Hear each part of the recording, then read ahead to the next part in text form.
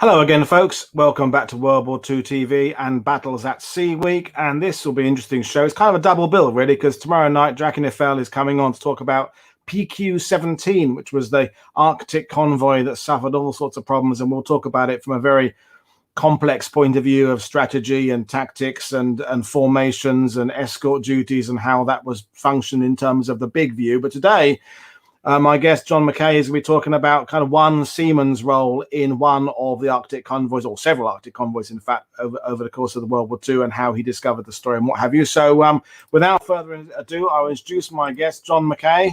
How are you doing, John? I'm doing very well, thank you, Paul. Thanks for inviting me on your show. I'm really glad to be here. Well, it's quite an exciting day because this is one of the first shows I've done where the PowerPoint we're showing has images taken today, because today was the day you took copies of the book to Charlie, the subject of it, which is kind of cool. So you're fresh from that buzz of handing over a book that you wrote based on his memoirs to the guy himself. You must be on cloud nine at the moment. I am actually, yeah. And Charlie is the same. He's absolutely thrilled. I mean, the publisher Pen and Sword have done a fantastic job. Got a copy of the book here now to show you. It's an excellent produced book. We're really pleased with it. And to hand it over to Charlie, it's been a long process, to be fair. We agreed to write this around about January 2020, and obviously the manuscript has gone backwards and forwards to him to verify things that I've written, etc. And he has rubber stamped stuff that I've said, or he said, "John, you need to change this. It wasn't quite like that," etc., etc. And we've come obviously with the final product, which I've managed to hand to him. And you know, it's been a great day, to be honest. We've had a great time. He's thrilled to bits. His wife Betty's thrilled as well, because she's had a massive input in getting information to me from Charlie. So she's been great. Charlie's been fantastic, and like I say, it's a great story. He's a remarkable man. The things he went through during the war at a very, very young age. He was only 18 when he first went out to sea.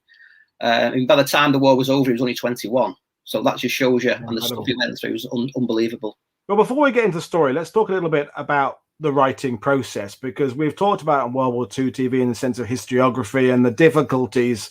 I'm using that with, you know, quote unquote, of interviewing men in their late 90s and recollections and things like that, because, you know, I had a read through of it again today, and clearly the recollections seem to be very solid, very, very connected, very thorough, very sequential. But when you were doing it, were there moments where you had, you know, how did you go about cross-checking things? Because we do know there's a whole plethora of books where it's just, here's what this veteran said, and some of it you can go, well, that can't have happened that way. So how did you set about, you know, when you first broached the subject with him, how did you have that kind of honest discussion? Yeah, that's true. I mean, there was one particular thing in the book. And it was during PQ-18 when he was on HMS Milne, one of the destroyers on PQ-18, and he described to me a day where they were under a massive air attack from the Germans, and he said it happened near the Kolar Inlet. Now, when I did my research and had a look and, you know, tried to find this action near the Kolar Inlet, it didn't exist. So I had to, but it did exist. The exact way he said it existed on September the 13th, not too far away from Bear Island. And I said to him, could this be what you remember? Are you sure it's definitely happened at the Kolar Inlet? And when I've pressed him, and when I've showed him the evidence and the historical facts of what took place during the convoy, he's then said, oh yeah, that'll be it. Because 6 ships sank around his ship. There was 6 merchant ships went down in rapid succession around HMS Milne. Now this definitely happened on September the 13th near to Bear Island, not near the Kolar Inlet. So we got that bit mixed up. However, there were other things that as I was researching, I would send to him. I'd type a bit up and say, put his story within the historical aspects of what happened. I would send it to him. He would then come back and say, yes, John, that is exactly how as I remember it. Or no, John, that bit needs to be changed. That's not quite right. So it was a constant process of sending bits, a few pages I'd done would go to him. He would check it, say that tell me what needed to be amended or what needed to be added to it, or it would sometimes trigger his memory as well, and he'd say, "Oh yeah, I remember this about that as well." So I'd then add that into it. So it was a constant backwards and forwards process via email mainly. Because of COVID, I've not been able to go and see him as regularly as what I would have liked to have done. But that's where his wife came in, Betty. She's been fantastic, and she's been the one who's been sending me these anecdotes. Out of the blue, she'll send me an email. Charlie's remembered this, John. You might want to put this in, and she'll send me different bits of info, which I've then added into the book as well. So, yeah, it's been a very different process writing a factual book as to writing the historical fiction that I normally write. However, well, that's what I was going to say, because your other books have been fiction, they've been novels where, and when we talked about this on book review shows, when you're a novelist, you have complete control over your characters. You can have them do what they want to do. You can create scenarios. You are the master of everything. But now you're moving into an area where you're taking someone else's story and having to work with their recollection, but also you want to get the detail right. And that's right. It can be an exhausting process, but the result is a really finely written book that I enjoyed reading. Yeah, so it's come good in the end. Yeah, I think that there is a lot of similarities because I write historical fiction, and when I do that, I do a lot of research because I want to get the historical aspects of it spot on. I don't want to have anything that's incorrect. So if I'm writing it, I wrote a book about the SOE and the Vercors uprising that was included at the end. Now I wanted, and I placed my characters within that situation, but I wanted to get the Vercors uprising aspect 100% right. So I do a lot of research in all the books that I write, especially all the historical fiction books that I write. So that kind of, and especially with this book I've written about the convoys, and I'd written a previous novel about the Arctic convoys before. So I already knew a lot about them through the research I'd done for that previous book. And to be honest, it was through Charlie reading that previous book that made him get in touch with me in the first place. So he read that. Oh, wow. Yeah, he read that, sent me an email completely out of the blue. Never heard of the guy before, and he said, I was on 2 destroyers during the war. I sailed on many Arctic convoys. I've just read your novel, The Worst Journey in the World, and I just like to praise you for the accuracy of the content of the story. So it was fantastic for me. I thought you can't get no better endorsement for a novel than for somebody who's there to say that's pretty much what it was like. Yeah, so, and touching on that, because in a sense, the thing a veteran is going to recognize a novel is not the dates, it's going to be the emotional aspect, the memories of the cold. And as we'll go into the show later on, it's going to be that's going to kind of make them feel it was real. They wouldn't necessarily notice if you put April the 3rd, but it was April the 4th, but they are going to notice it if you get that sense wrong, the sense of place, the sense of, and that's the thing when we've talked about it before, a veteran may get the date of a battle wrong, but they're not going to get the emotion of what it was like to be in that battle wrong. The fear, the seeing your friend shredded in two by shrapnel or whatever it is, that's not going to change. But yeah, maybe you thought it happened in the morning, but it happened in the evening because over the years, lack of sleep and all the looking back at these events and the stress. And as you said earlier, the very young age these people are at, of course, things get muddled up over the years. But anyway, that's a little bit about how you did the writing pro. Let's start and talk about Charlie. So there's the cover of the book, folks, and of course, as usual, the link to the book is in the description below, both UK and USA links. And as usual, I don't have people on if I don't think their book isn't good. It's a good read. Particularly if you've got a good knowledge of the Arctic convoys in the grand scheme of things. This will give you that vivid portrayal of kind of one person's role through it, and of course, it goes on to Operation Torch and Overlord as well. But let's talk about Charlie, our hero. So tell about his upbringing and how he ended up in the Navy. Yeah, I mean, hero's a great word. That's how I consider him. I'll be honest, he's one of my heroes. He was born in Scotland, and he was brought up in Berwick-upon-Tweed till the age of 10. He's got massively fond memories of his childhood in Berwick. Yeah, he kind of had his mother died at when he was very, very young, so he hasn't much recollection of her.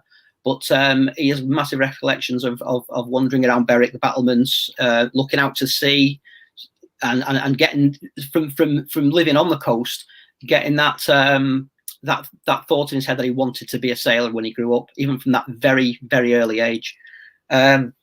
Eventually, at the age of 10, his father was actually worked. He was a career soldier. And before him, his grandfather was. So he came from a family of soldiers. So his father was not happy that Charlie wanted to join the Navy. He always wanted him to be a soldier eventually. But anyway, to cut a long story short, he ends up in Hornchurch in Essex. They moved there because the father had got a job in London. And that's him, the GPO. He works as a telegram boy for the GPO. Initially in London during the Blitz. So when the bombs were dropping around the East End and all the rest, he was out there delivering telegrams to various places. He's told me that on the day Neville Chamberlain came back from Munich with his famous white piece of paper, that very same day Charlie himself delivered a telegram to 10 Downing Street. So on that very day, so he's been involved in a lot of major historical things that have happened in the country over the past, over his lifetime. He was involved, had some kind of involvement with. Eventually he moved to Harrogate because his sister, he was very close to his sister, and his sister moved up to Harrogate working for the GPO, and he got a transfer up there. But when he tried to join the Navy at 14 as a boy entrance, but his father kind of humoured him in a way, took him to the careers office and made sure that he failed the tests. He must have had a word with the careers guy, whoever it was. So he actually waits till he was 18, and literally on his 18th birthday, he went into the careers office and signed himself. And the following day, he went out to HMS Ganges to do his training. Now, being a volunteer during the war, he could pick what branch you went into. So if you're conscripted, you're basically pushed. This is what you were in Egypt. But because he volunteered, he got the choice of what branch of the Navy to go into. So he went into Seaman Gunner. That's what he wanted to do. So he initially did his basic training at Ganges, and then that followed up with his gunnery training at Chatham Barracks. And then from there, he was posted to HMS Milne, which was a brand new ship. And worth mentioning to our American viewers or people who don't perhaps understand how the Royal Navy works, HMS, His Majesty's at that time, or now Her Majesty's ship. But Ganges, of course, is a land base, but it still has, it's treated as a ship, isn't it? When you go there, it's like they start you off immediately with this sense of you are on board ship. And although it's a land-based training camp, you completely are aware you're in the Navy. Another thing I want to touch on is that idea, the fact he'd been in the Blitz in London, because a lot of Navy veterans I've met were Londoners or city people who'd experienced the Blitz. And I think whether there's something psychological about wanting to be in the Navy because you've been in a city, you've been confined and trapped, and you've seen bombs falling, and maybe that's something that twitches something that makes you want to join the Navy and be out on the open seas, the love of space. I don't know whether there's something in there. Psychiatrists would say, there's probably something about being in a city and seeing bombs falling and wanting to join the Navy. Because I wouldn't, if I'd had to join the military, the Navy would have been the bottom of my list. That's I mean, I'm ex-military myself. I was in the Air Force for 7 years, but the Navy never appealed to me at all, to be honest with you. But saying that, it does now. If I had my time again, I think I might want to join the Navy rather than the Air Force. But there you go. It's interesting, but there's a great photo of HMS Ganges, and and he was a gymnast as a kid as well, isn't it? Because that would have helped in his, because lots of climbing in the Navy, lots of balance issues because of pitching and rolling ships and climbing up things. So do you think he took to the training a little bit better because of this sort of gymnast background? Yeah, he was a very keen gymnast at school, and he was very good at it, apparently. He's very diminutive is the probably good expression to use. He's a little over 5 foot. And he said to me today, even, he said that, do I look like I'd be a soldier size of me? He said soldiers should be big fellas, and I'm only a little bloke.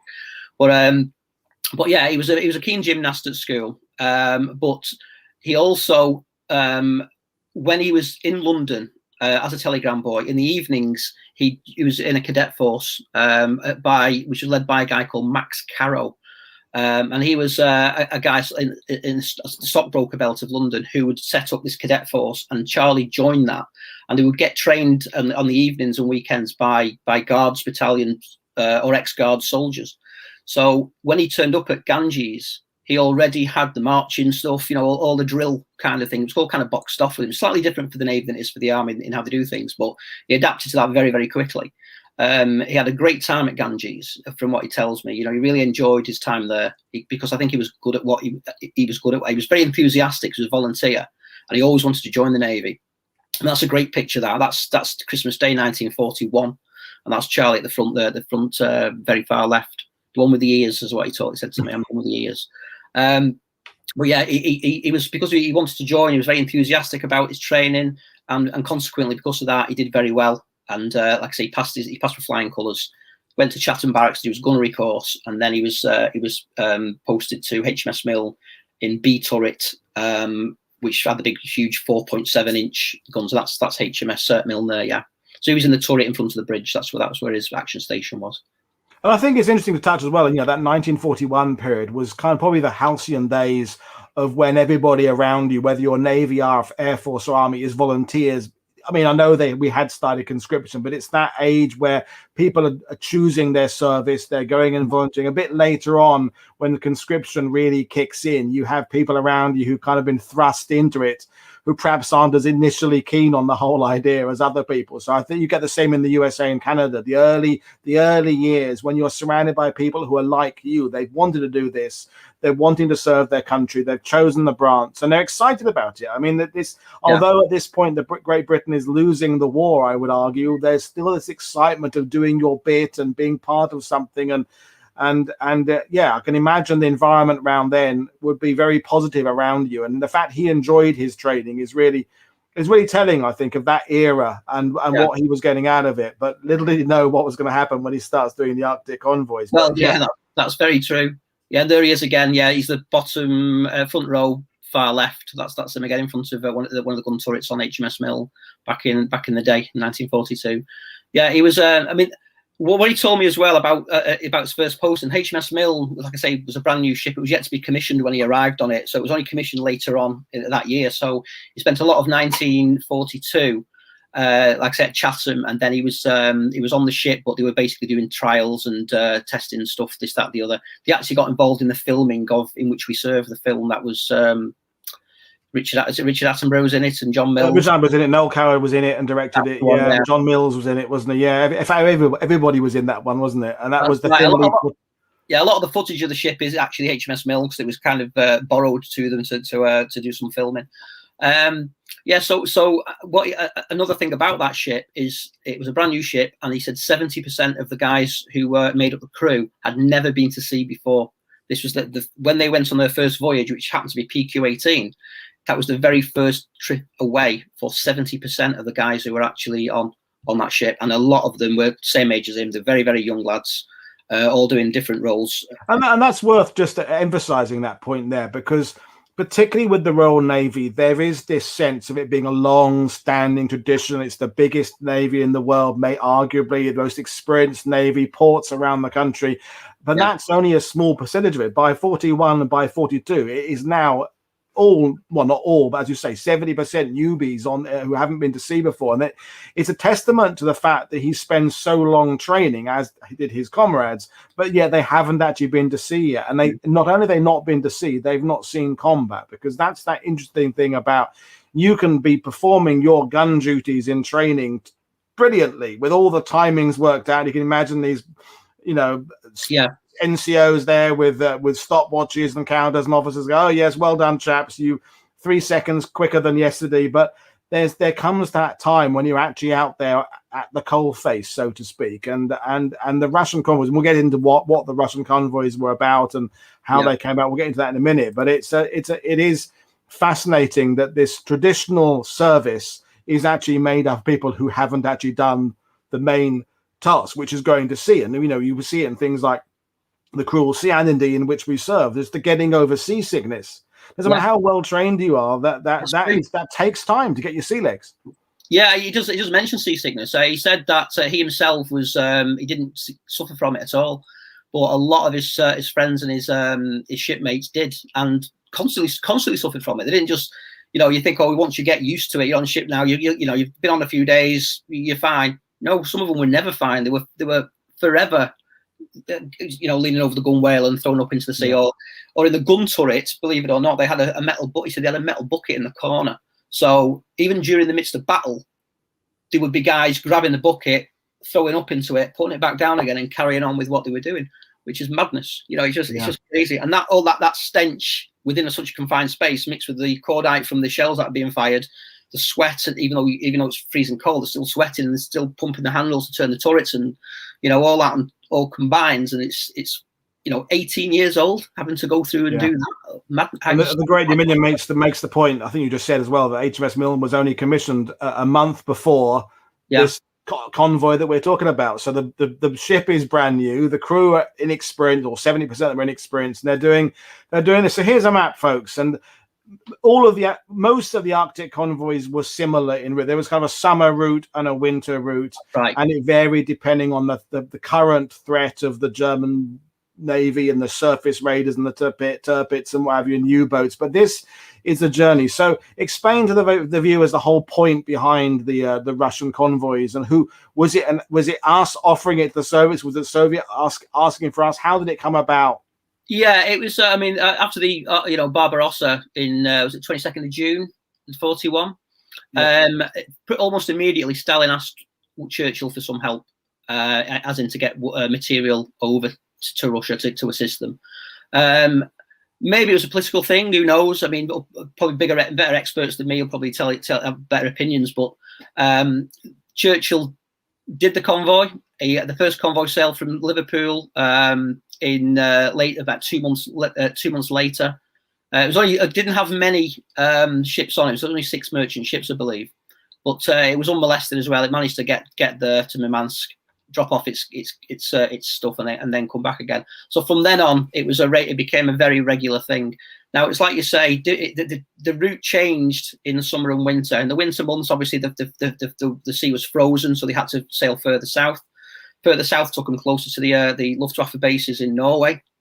So, but also because the weather was bad, sometimes it was flying conditions weren't there. So it kind of balanced out slightly. In the summer, they could sail further away. However, the planes could fly, so they would get attacked regularly. But the biggest threat, what he says to me, what Charlie's told me, the biggest fear they had was the scourge beneath the seas, the U-boats. They're the ones, because they didn't know where they were. They could pop up at any time and fire a torpedo into any ship, and that would be that. So that was the biggest fear they all had, was that. Obviously, with Asdic and then Huffduff later on, they could detect and had a lot of success, especially the Swordfish aircraft. They had a lot of success against the U-boats, but they still couldn't stop all of them. As you know, they operated in packs, and one or two would get through. The program to our PQ-17 is probably going to be really interesting, because with the scatter order and that was a complete debacle and a complete disaster.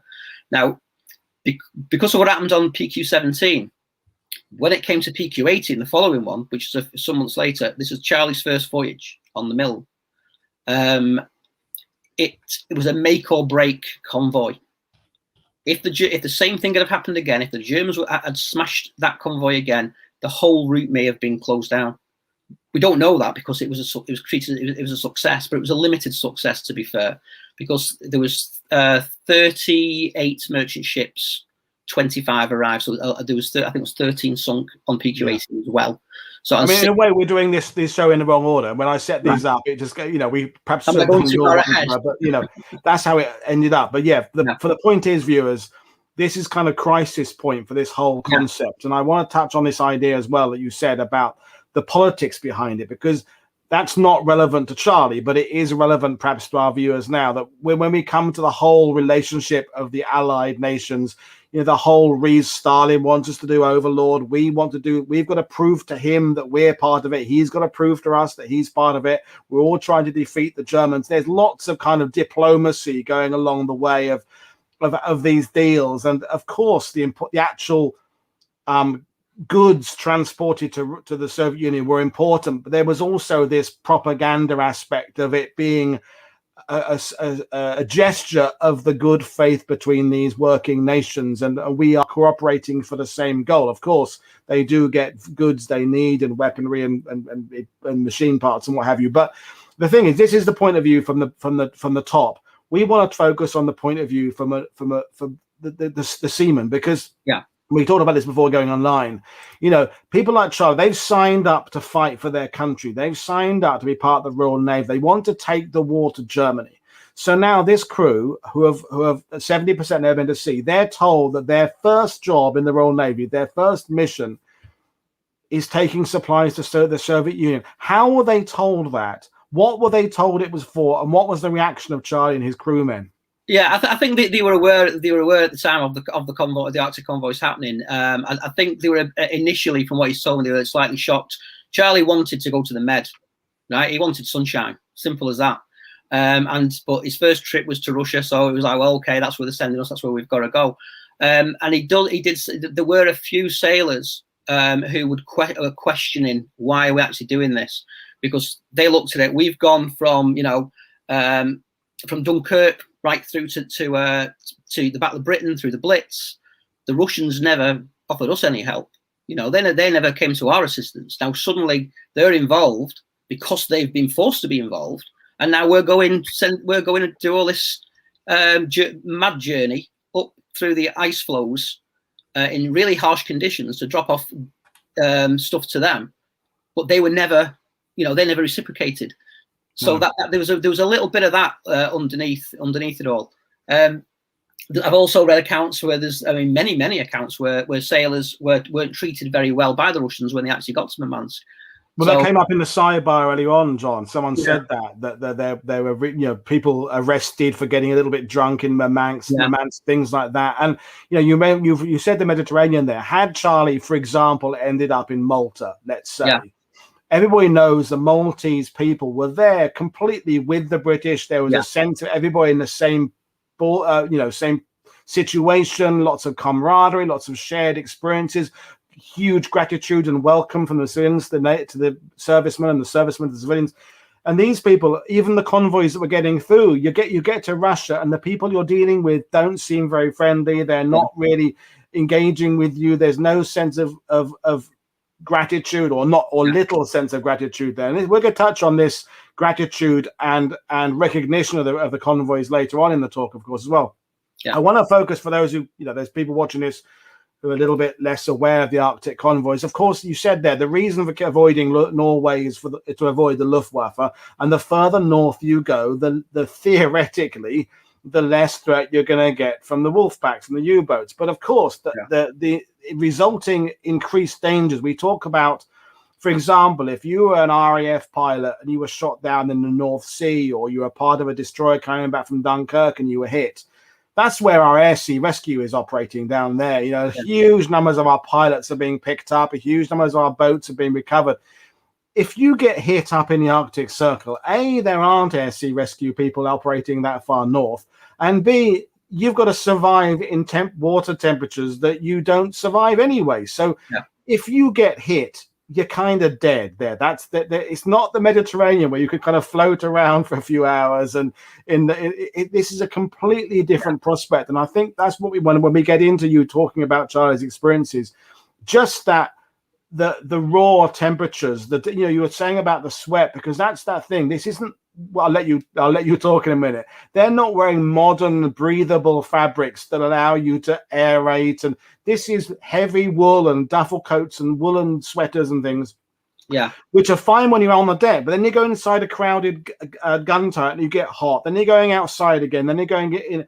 You're going to be getting cold and hot and cold and hot all the time. So the temperature ranges were just awful, and the constant state of fear of what's around the next corner and who's watching us, and is that a periscope out there? So I'll let you kind of explain Charlie's experiences of that first convoy. Yeah, you're right. I mean, they were warned straight away that the equipment they gave them and the clothing they gave them was very, very good. It was very thick, very, very, kept them from freezing to death. But like you say, had any of those sailors fallen overboard into the sea, if they're not out the water in 2 minutes, they're dead. It's as simple as that. The water was that cold. So they reckon that if you're not fished out in 2 minutes, there's no way you'd be very, very lucky to survive. Like I say, Charlie's experience, that the cold was intense. He even during PQ-18 on the journey, they had to go out onto deck when they weren't at action stations with pickaxes and hammers and mauls, and smash the ice that was forming on the superstructure. There's a very good picture there. Charlie says he is definitely in that picture. He can't remember which guy is him, but he said one of them, those is me. Well, that's the kind of thing they had to do. They had to break all the ice off. The danger being, if the ships didn't do that, they would get top heavy, and there's a chance the ships would capsize, and then that's them done for. Well, yeah, it's the constant cold. Like I say, it was operating sometimes in minus 30 degrees centigrade. The gun turret he worked in was literally like working in a freezer. But on top of that, like I mentioned before, there'd be a bucket in the corner for them to throw up into. So you had that smell. You had when they were under attack and they were fighting back and firing the anti-aircraft shells into the air. They would be constantly noise of the guns going off, coming back. They'd have a petty officer stood behind them shouting orders to them, so that he could wind the right way and know what he was doing. But I think it's the cold, just the cold of it. I mean, another convoy he was on, JW53. There was massive storms on that. I mean, it threw the ships around in freezing cold temperatures, so they'd freeze up. They'd have to attach themselves to hawser lines, go out, smash the ice off, get it over. Next thing you know, action stations is sounding, planes have been spotted. They've got to go into the turret and carry on and fight. They couldn't have a decent meal because of the storms for one, and the ships under constant movement, so they couldn't cook hot food. So it was like corned beef sandwich after corned beef sandwich after corned beef sandwich. So that was the staple diet when they were basically in the danger areas. So we eat nothing but that. So the diet was shocking. It's like you say, constantly cold, going outside, getting warmed up a bit in the turret, going outside, cold again, warm again, bad diet, people being seasick, all that combined, and they've still got to fight the Germans at the same time and protect these merchant ships, because the merchant ships had very, very limited protection. So it was up to the Royal Navy guys to protect protect those ships and get. So it was taken very personally when a torpedo got through and sunk one of the merchants. They took it very hard, the guys on the Royal Navy ships, because it's like we were supposed to protect these people, and we haven't. They've been sunk, and there was that on top of everything else to contend with as well. And someone just said, that the merchant ships arguably had it even tougher because there are smaller crews. They haven't even got the spare people to deal with the ice, and of course they're the ones that are the targets. I mean, I saw the wolf packs and the service raiders also are after the Royal Navy ships, but particularly it's the supply ships they're trying to get, tankers and supply. So it's hard for us to comprehend how difficult it is. I keep thinking, looking at that photo, that occasionally when I'm taking the night ferry back from Portsmouth to Caen or something, and it's a bit rainy on the deck, and you're feeling how you're going to slip over, and that's on a milk. But this, I can't imagine what it'd be like there with waves breaking 40 foot high over the bow of the ship and ice cold winds, and you've got thick gloves on. You're trying to hold on to things that you can't get a grip on. I mean, it's just absolutely terrifying. So give the viewers an idea of how long, because the convoy to Murmansk has one code name and the return journey has a second, but how long would PQ-18 last? PQ-18, it's around about eight or 9 days. I mean, the ships had to sail. Obviously, the destroyers, the Navy ships the Royal Navy ships could travel a lot faster than they actually did. Well, they had to travel at the slowest speed of the slowest merchant ship. So they would travel at an average speed of 8 knots. The U-boats, when the surface, could travel about 15, surface 5. So the U-boats had to surface to speed ahead, drop underneath the waves, and then attack. Well, yeah, just to touch back again on the merchant lads, I want to make sure I make this point. Charlie has a massive respect for those guys who are on the merchant ships.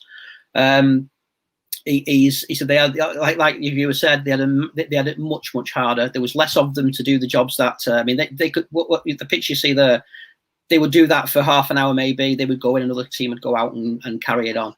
So they weren't out constant. They were out for a long time, and it was really cold, but they would get relieved. The crews on the merchant ships were a lot less, like you say. The ships weren't built as well. They had very minimal protection, so of course they relied on the Royal Navy ships for that. And the thing is, the merchant navy as well, a lot of the guys who joined the Merchant Navy joined it in peacetime. So they're just still in the Merchant Navy. Then suddenly war starts, and they're getting sent up to do things, do things like this that they weren't really expecting or volunteering for. But that was just the way it was, unfortunately. But, and we should do a show about the Merchant Navy at some point as well. But let's talk about the instance that happened on PQ-18, because it wasn't. We know it wasn't as disastrous as PQ-17, but the thing is, they don't know that going into it. From the Allied point of view, everybody's nervous, as you say. This is. If this one fails, this whole program could end up being abandoned or changed or something. Yeah. The Germans, conversely, they are sky high confidence. They have just scattered a convoy. Well, the convoy, then they hit the convoy. They want more. They've got a taste for blood now. So they're out there in force now. So run through the instance that happened on this convoy, and particularly from Charlie's point of view, because and by the way, folks, it's not just the threat from the sea; it's the threat from the air as well. And so kind of run through the match highlights, if you like, of that convoy. It was on March. I keep saying March, don't I? In September the 13th was the big one. Previous to that, there had been a slight skirmish. They'd seen this spotter plane in the sky, so they knew that they'd been eyeballed. So they knew that the Germans knew where they were. Charlie's, the HMS Milne and a few other ships broke away from the convoy for a short period to go to Spitsbergen to get refueled. Pretty much on the return, they came under massed air attack. It came over the Tannoy. It was a warning. Action stations. There are upwards of 50 Junkers 88s and Hankill 111s heading from the south to attack the convoy. Now, Charlie's friend, Charlie Robinson, Robbo, he worked in the gun turret with him. He looked out and he saw these things in the sky, and he said, Charlie, they're not planes, they're mate. He said, they're birds.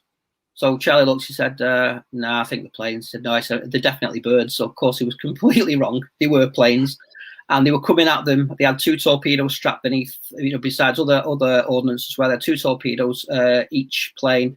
So it was a case of they had enough firepower and ordnance to sink the entire convoy if they got lucky. Now, they did get quite lucky on that particular occasion. They came in on the starboard side and they attacked, they dropped torpedoes. That's happened to be where HMS Milne was. So that's the one I mentioned before about Charlie thinking one thing happened at a certain location. Well, this was the one he was talking about. There's no two ways about it. Now, that's a very good picture there.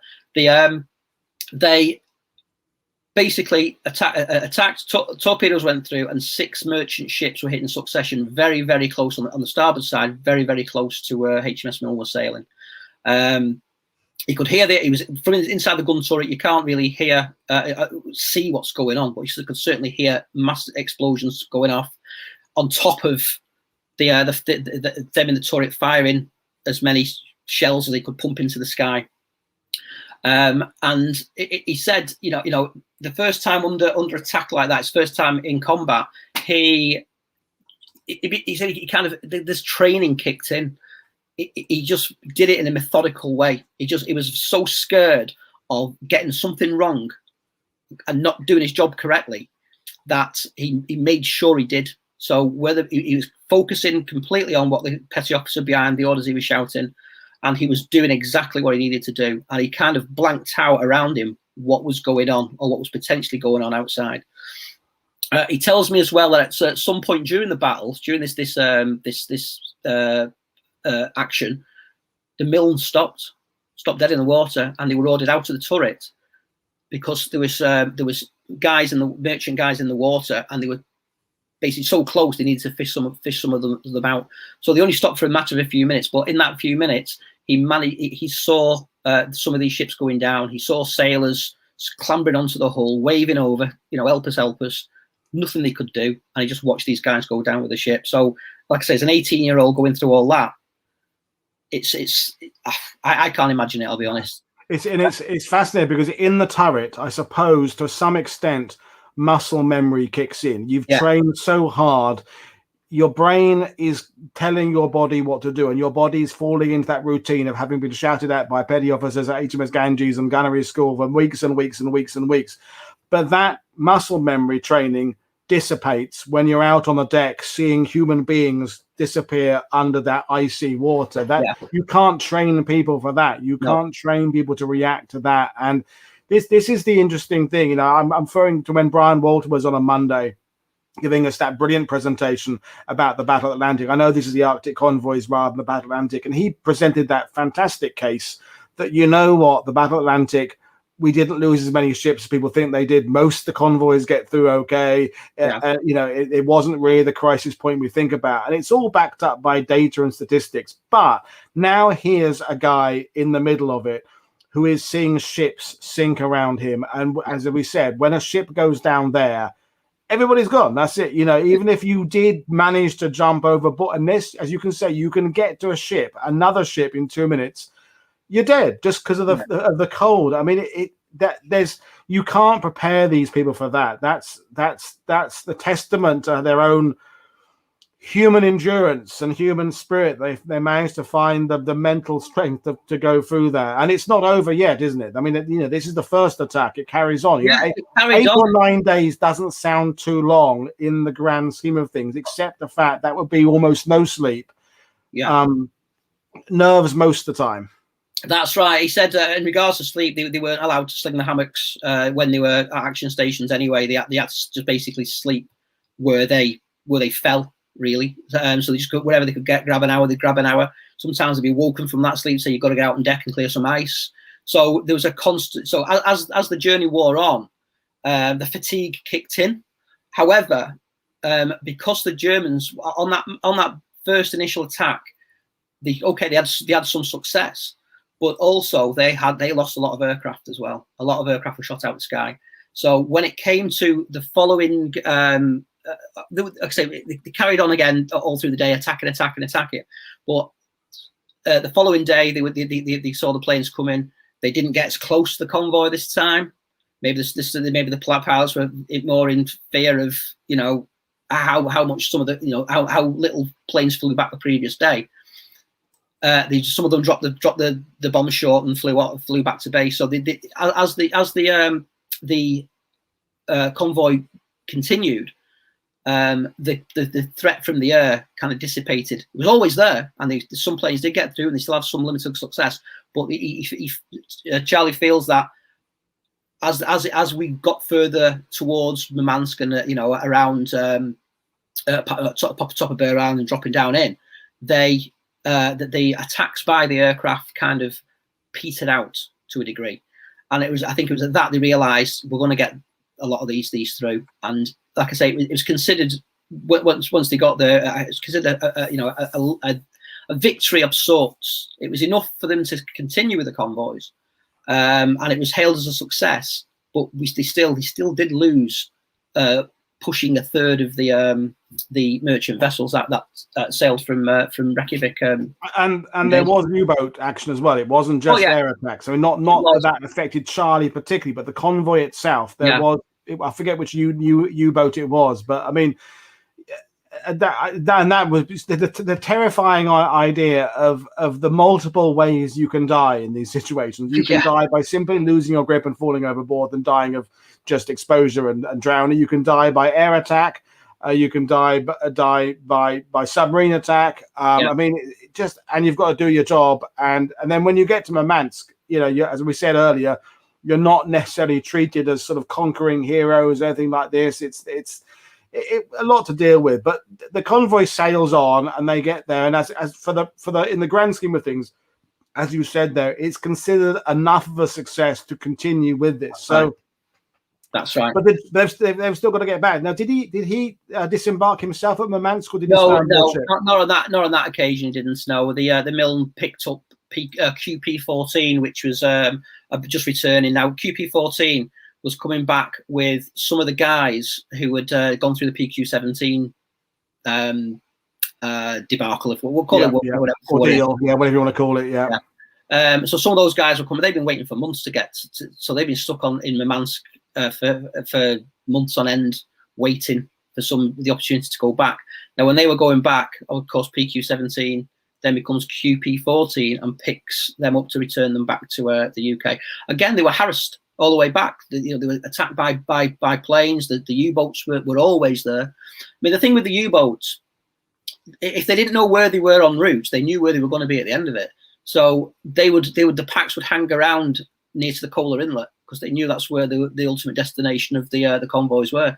So even if they thought, okay, look, we're nearly here now, we've made it.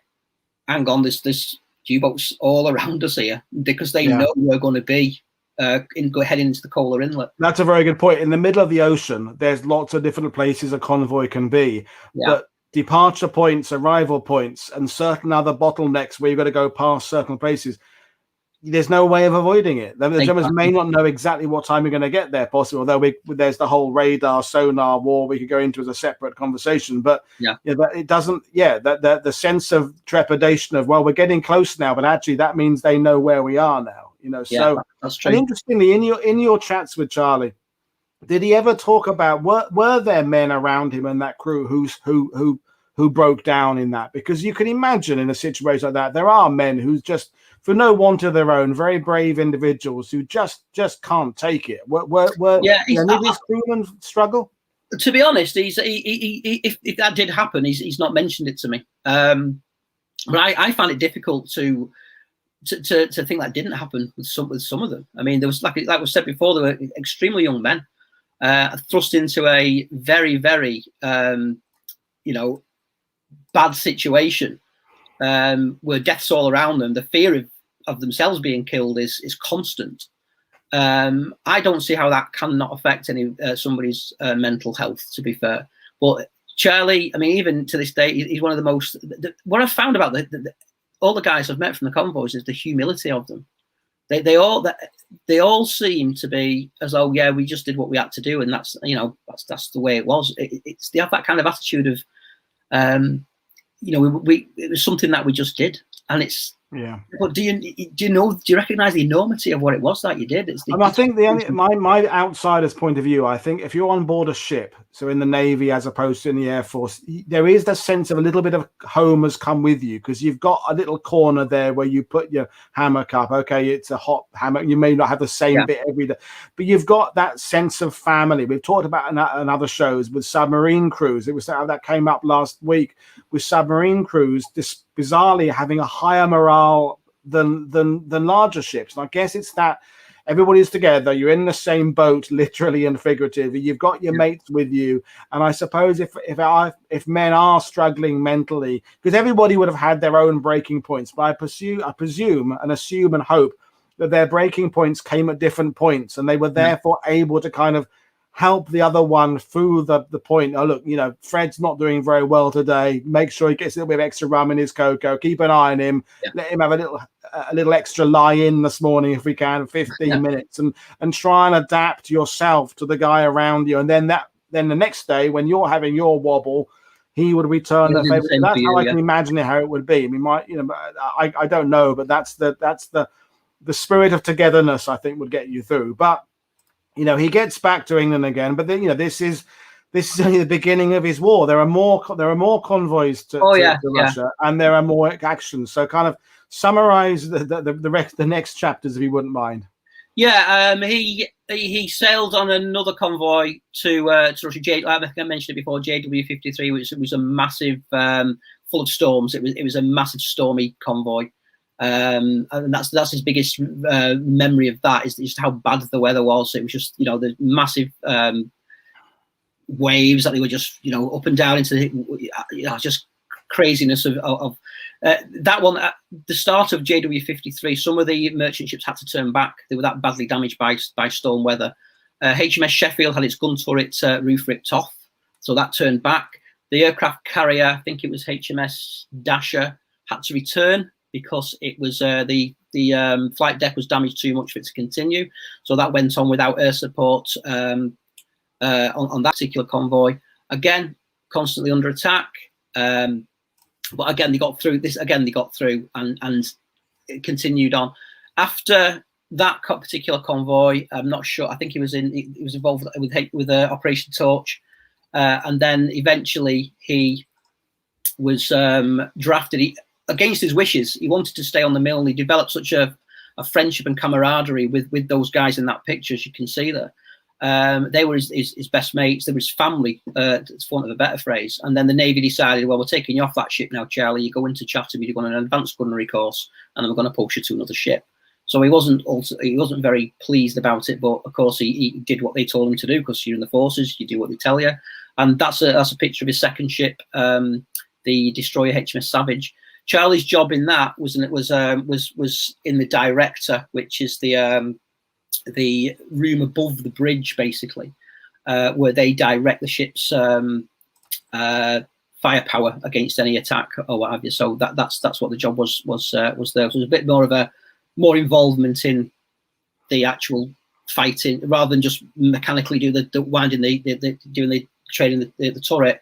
He would now be involved in, right, you need to turn that way, you need to do that. So he was more involved in the actual... Which must have been recognition of the fact he was good at his job. You know, if you're giving him more responsibility, even at his tender years, you give him more work to do, because, you know, that's the weird thing about in the war is you can go from being recruit to veteran in a matter of weeks. You know, you survive something like PQ-18 and you've found your sea legs, or hopefully you've found your sea legs. You've been to hell and back. You know, you're an old sweat now, aren't you? You know, you're a veteran. Others are going to look up to you, and the progression through that could be quite fast. Yeah, and the ironic thing about being posted to the Savage is that the Milne, had he stayed on the Milne at this point in the war, he'd have gone down to the Med.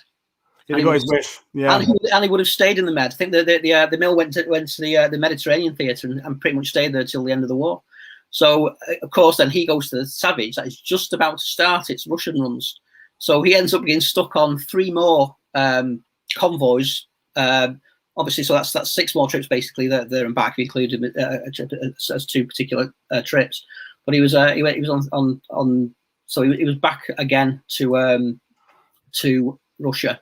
And he did a lot of actions along the coast of Norway coming towards the end of the war as well. Apart from the break off for D-Day, they stopped the convoys and the build up to Overlord. And he was involved. Folks, we're only doing the highlights tonight. For the full story of Operation Torch and involvement Overlord and Charlie's entire war, you got to go and get the book. We're focusing on just the Arctic aspect of it tonight. So there's lots more stories there, and you know it's. As usual, I definitely recommend reading it. But this was the photo in the book that drew my attention, because I'm a big film, and this war film has been discussed in the sidebar of the resistance movie Max Manus about Norway's big sort of SOE commando hero.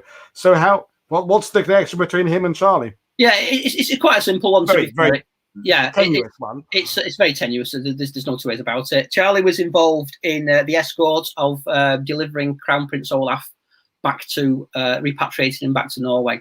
So the Savage was involved in that, which and it's described in the book. It was a massively joyous occasion, and it just so happened. I mean, I came across. I didn't realise Max Manus was the guy's bodyguard on the day. I just happened to come across that in my research. And obviously, like you say, there's been a bit of film about the guy as well, haven't they? I do believe. Good film. Yeah, worth watching. Yeah. 5-6 years old, I suppose, something like that, maybe a bit more. I might give it another watch to be fair, and look at it again. But yeah, it's quite a tenuous thing. But he was involved, like I say, he was involved in that day where the Crown Prince was repatriated and the royal family was repatriated back to Norway as it's kind of his final thing, his final war thing. You know, after that, the ship went back to British waters, and the war was finished by that point. So and he ended up in you know, he left to the merchant navy as well, which was and that, you know, which was interesting that, you know, you said he had this respect, but it would have been reinforced by then becoming a merchantman himself, because you know it's a very different environment. You're still on board ship, you're still on board, you know, on the sea, but it's a different environment, different kind of working environment, different hierarchy there. So he's, you know, he's kind of a experienced sea traveler. He was. I think I've said this to him today earlier on. I said, do you know what, Charlie? I said, what it is. I said, your war years where you work hard, your merchant years where you play hard, because he was constantly. I mean, he served. The whole of his merchant career was basically, the majority of it was in around the Mediterranean. Just after the war, so he got to go where he wanted to go. All the places he wanted to go earlier, exactly. And he hit the bars of Valletta, he hit the bars of Naples. He was starting to enjoy his life a little bit as a young man. So whereas he'd gone through all the hardships and all that, the working hard, so to speak. He then joined the merchants and did his got his reward, really, for me. He got his play hard. He got the sunshine. He got the mates. He had the laughs. He had the beers, and he deserved every single drop he drank. There's no two ways about it. Absolutely. And interesting you use the word reward then, because the part we're moving into now is the slow process of the recognition for the Russian convoys. In fact, it came up in the sidebar earlier on. I think Ian was saying it, a couple others saying, you know, how long it took to recognize what these guys have been through. And of course, there's lots of complicated matters there, in that the UK is at war, the Cold War with the Soviet Union for 20, 30, 40 years. That complicates matters. The former ally has now become the enemy. But at the end of World War II, when you think of the things that the British are proud of and the public are told about, Battle of Britain, Dambusters Raid, Dunkirk, the Overlord, the spirit of the even in defeat, Arnhem. Why do you think, and why, more importantly, why does Charlie feel the Russian convoys just somehow ended up being forgotten for so long? I'm not sure he understands how it happened, but he knows it did. And even today, we spoke about it, and at the age of 97, it still rankles him. There's no two ways about it. They consider themselves the forgotten sailors. It was a forgotten theatre. You know, at the age of 81, he was on a rally in London, marching down Whitehall to try and get them to get some form of recognition. They were basically told that the Atlantic Star covered the Arctic. And Charlie says to me, since when has the Barents Sea been in the Atlantic Ocean? You know, I mean, this is a separate subject in the sense that we all know the British didn't have enough campaign medals in World War II. It was the 3945 Star, Africa Star, Atlantic Star, Air Crew Star, Burma Star, France and Germany Star, but there should have been ones for POWs. There should, like, we look at the USA, and the USA has a greater variety of medals and decorations. People, if you've done a decent career, you come out with a nice chest full of things. My granddad, who did 6 years in the Royal Artillery in Britain, came out with 2 medals, Defence and War Medal. That was his 2 he got. And I know it's difficult to go back and retroactively say, well, we should have had this. And I know these days veterans associations have kind of adopted their own badges and recognition and things. But I was reading the end of the epilogue of your book earlier, and one of the events, 250 Arctic convoy veterans are out there trying to get their story known. And the press aren't even interested in recording it. If it was a Dambusters event or an Arnhem event with 10 veterans, the TV cameras would have been there. So, you know, I don't know. Like you, I don't know, like Charlie, I don't know quite why it happened. I guess maybe just this Cold War attitude. But finally, there has been recognition. That's a great photo there. And it came from the Soviets, and you've got an interesting sort of story and theory behind that. That's right. I mean, the Soviets decided that they were going to recognize these guys by presenting them with the Ushakov Medal, which is quite a senior Russian medal. And Charlie is of the opinion that it was only with the Russians doing that shamed the British government into creating the Arctic Star, which he's now got. So he puts it down purely, we've got the Arctic Star, not because of our campaigning and marching through London and Whitehall and all the rest of it. We've got it because the Russians upstaged the British government. And ironically and paradoxically, that's exactly almost harking back to, as I said earlier, this whole concept of the Russian convoys there was a practical reason behind it, but there was also this diplomatic kind of, we must do something to show them, and they're doing. So in the end, the recognition may have come, as you said, from the British trying to catch up with the Russians for acknowledging it first. So out of kind of not revenge, but out of kind of one-upmanship, as opposed to genuinely, sincerely wanting to recognize what these men went through. So it's quite funny because he said is out of all the medals, he's got a big chest full of medals there. He said out of all the medals he has, the ones that mean the most to him are the ones that didn't come from Britain. He's got the Ushakov Medal, and he has the Cross Croix de Guerre from France. Which was given to him because of his involvement with D-Day, and they're the ones that mean the most amount of all of the medals that he's displaying there. And these are the photos that are just hours old. This is you presenting the book show today. Just same shirt. Same shirt. Yeah, so I'm not changing shirt. Yeah, so that was literally this afternoon. We popped down. Me and my wife popped down to see Charlie and his wife Betty this afternoon to give him the book his copies of the books. And there he is, 97 years young. He's very humble guy, very funny guy. He's very chatty, very compass mentis. He remembers everything as though it was yesterday. He's a great bloke. He really is. I've got all the time in the world for him. And to be honest, I mean, mentioning before about the lack of recognition, I think that's what persuaded me to write the book in the first place. Because when I first went to see him and first met him, he was telling me about he said the Arctic convoys. There's been not many books written about the convoys. There's been he mentioned the novel I'd done. He said, when he thanked me again for writing it, he said, because at least there's something there. He said there's no films been made about it. He said there's this. It's like the forgotten story of World War II. So it was when I got home that night. He told me all these other little anecdotes of things that he'd done during the war. I got home that night and I said to my wife, I said, you know what? I said, his story needs to be told. I said, we can't just let it go out with him. I said, it's such a fantastic career he had in the Navy. I'll see if there's enough content, if he's got enough stories for me to do a book. So of course, then I get back in contact with him and I interview him a few times. I get COVID's been a pain in the backside. It really has, because I haven't been able to go down and see him as much as I should have been able to. But it's his wife's been fantastic, like sending me all these things. And then when we realised enough content, that's when I said, right, to Charlie, shall we do it? Shall we go for it? And we did. And like I say, today, going down to his house and presenting him with the books, there we go. It was just fantastic. It's one of the most proudest things I've ever done, I'll be honest with you. Well, that's it. I mean, I was talking about when I did the show about my own book on the last Saturday. For me, the fact that the book I wrote about two veterans, when they had their copies, that's the only, and they liked it. That's the only praise. And if anyone else bought it and liked it, great. And a few people did, and I'm very grateful. But if the subject of the book likes it, and if a few other Arctic convoy veterans or their families read it, and they in turn are able to think about what their grandfather, their great uncle, their father did, that is all good. And we've talked about it so often on World War II TV. It's an interesting thing that those certain stories that get attention, Battle of Arnhem, Dam Busters, we know which ones they are. Yeah.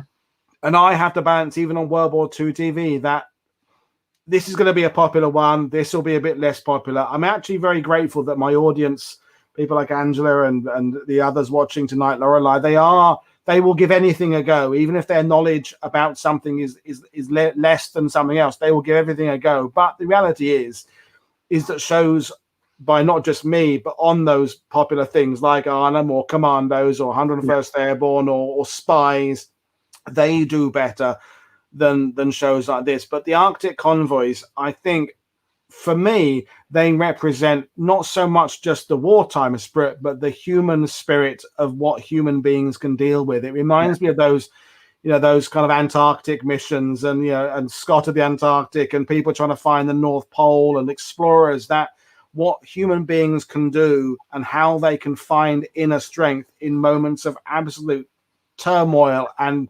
physical difficulties that we can't imagine. We're so mollycoddled in our world today, where we, if our thermostat goes up a bit, we're all a bit cold, a bit warm. That generation and the people who were before them, they dealt with things that just incredible. It's like, I know I don't want to go straight off the point to get a bit political here, but when I see people whinging about having to wear a face mask to go to buy a loaf of bread, that winds me up, because I think, Charlie, you're asked to do one thing like that, and Charlie had to go to war and get shot at, torpedoed, and dive bombed and frozen to death, and all the rest of it, and he did it without complaining, and that sums up that generation. I think they were remarkable people. Yeah, no, absolutely, and it's important. I like doing these shows.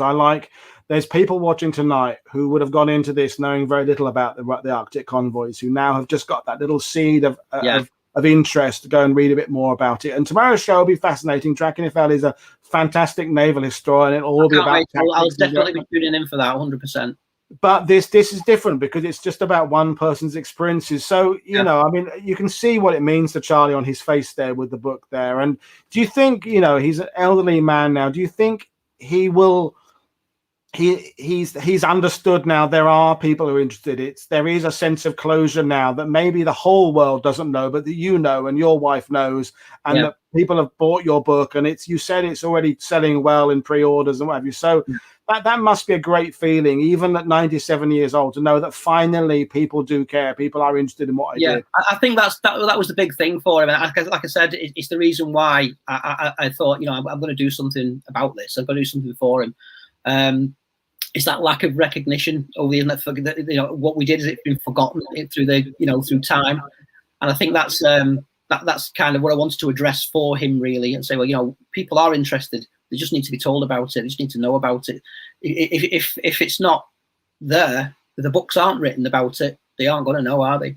But yeah, he's. I read. I was in my prep today. I found I forget who it was now, a big kind of Navy history site about PQ-17 and it was all tables and graphs, and it was like, okay, I'm not learning anything about what this was actually like for folks on it. It was, I'm sure it was very informative and very accurate, but it was like, okay, no, too much information, not enough drama for me. And this is the idea of going out and hacking off great big lumps of ice and being freezing cold, and with the fear of the U-boats and the aircraft, and that bit you told us about, which we didn't really kind of expand on, but when HMS Milne stopped it probably was a few minutes, but it would have seemed like an hour, wouldn't it? It would have seemed like an eternity there. You're there, and you're at your most vulnerable there. How terrifying would that have been?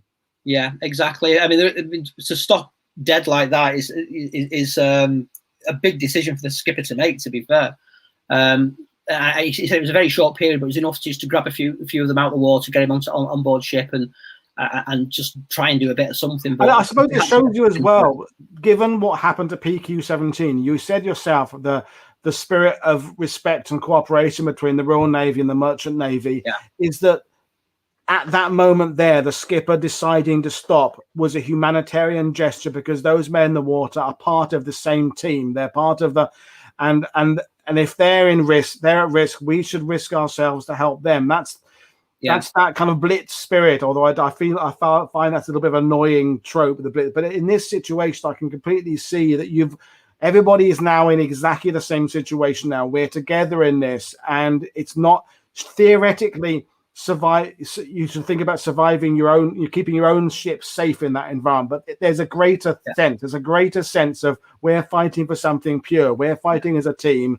We're all looking after the weakest link, and the weakest link in this situation are the merchant ships, the slow merchant ships. So we fight and die together, or we fight and succeed together, but that's how we do it. We do it together. That's my overriding feeling I get from them.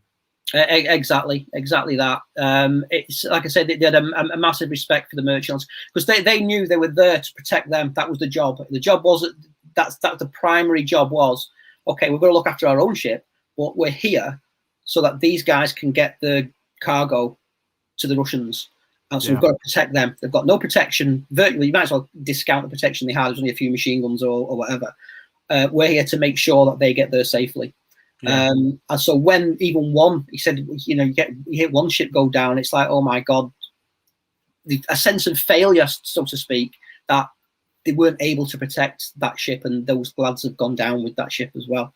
And it was upsetting for them, but it's war at the end of the day. And that combining with the fact that some of them don't even, as you said earlier, don't quite understand the reason behind these supplies, but that doesn't change anything about the mission itself. I mean, there are other stories in World War II of people undertaking missions that they are questioning the reason behind it. We could do a whole series of shows about missions that were planned that were stupid, but that doesn't mean people involved in them treat them any less seriously. They would still commit themselves 100% to those missions, because it's the fear of letting the guy down to your left down. That's it. It's that fear of I may not support the reason for this, but I cannot let my buddies down. They're doing their job. I'll do my job. I'll do my job to the best of my ability. So and right down to in the turret. When he's doing his job inside the turret, when they're in combat, he's focusing on his job, because he does not want to let anybody down. He doesn't want to let his mates down. Doesn't want to let the PO down. He doesn't want to let the guys outside who are on the merchants down. And the only way he can not let them down is to do his job in a, you know, perfectly. So he was focused when the action is over. And yeah. because it would come to a part when everything is over and you're burying the dead literally and figuratively, the only thing you can look back on is, well, I did my job as well as I could. I couldn't have worked any harder. I did everything. That's the only way you kind of get a good night's sleep, I suppose, or pretend to have a good night's sleep. If you have underperformed, and I'm sure there are people who felt they could have done more, they could have done this, they could have done that. But if you can feel you've done your bit, that's all you can do, isn't it? And that's you know, all my interviews with veterans over the years and yours, you know, that feeling, as you say, they're all very humble. They don't want to blow their own trumpet. They just want to celebrate what their friends did, and they think about the fallen and the lost rather than themselves. But they all have that self-satisfaction of knowing that they did their bit. Darren Little, who's watching, you know, his grandfather, who was literally everywhere in the war with the commandos, Burma, he did his bit. He would have come back knowing that he did his bit and fulfilled what was expected of him. So fascinating stuff. Well, I think we'll bring it to an end there, John. I'm going to remind people what we've got coming up, and I'll come back and say goodbye to you in a second. So again, tomorrow night, we're going into full details of PQ-17, the convoy that was the one before the one we talked about tonight. Then Friday, Ian Ballantyne is coming on to talk about the loss of the Bismarck, and that's an exciting story that he's written 3 books about the Bismarck, Ian, and although he's very, very busy with publishing another book and magazine work, he's taking time to speak to me on Friday. I'll be working on next week's shows about the Pacific campaign today, getting them up on YouTube, so lots of things coming up. As usual, don't forget to click the like, leave comments after the show, share on social media, check us out on Patreon. Check out John's website, the link below. Check out the book, buy the book, go to the library and buy a copy for the library, give a copy to a friend, and you'll have an understanding of what happened on these Arctic convoys. But right now, it remains me to say thank you very much to John McKay for joining us. Did you enjoy it, John? Yeah, it's been great. Thank you very much for having me on. I really appreciate it. It's been quite an exciting day for you, isn't it? Book with a veteran, then I'm down a pint now, I think. I might have a bottle of beer when I get downstairs. Yeah, well, I may join you, you know, in spirit as well. Yeah, and so there we are. So thank you very much for everybody who's watching. I will see you all again. This is Paul Woodadge and John McKay for World War II TV saying enjoy the rest of your day, everybody. And again, thanks everybody for watching, because if you weren't watching, me and him talking about this to ourselves would be a bit weird. So thank you for taking the time to watch it. See everybody. I'll see you again tomorrow. Bye. Thank you. Bye.